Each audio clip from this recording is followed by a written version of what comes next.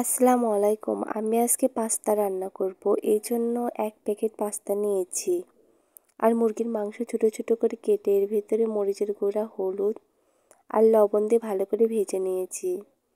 ডিমটার উপরেও সামান্য পরিমাণ লবণ দিয়ে এটাও ভেজে নামিয়ে নিলাম।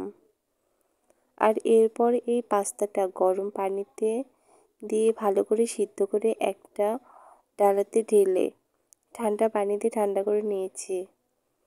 আর এরপর পেঁয়াজ আর মরিচ ভালো করে লাল লাল করে ভেজে এর ভেতরে পাস্তা, মুরগির মাংস আর ডিম দিয়ে ভালো করে মিক্সড করে নেওয়ার পরে এই তো নুডলসের মশলাটা দিয়ে আর একটু নেড়ে চেড়ে তারপর নামিয়ে নিলাম। দেখুন দেখতে কতটা সুন্দর লাগছে, আর খেতেও কিন্তু অনেকটা মজা হয়েছিল এই পাস্তা।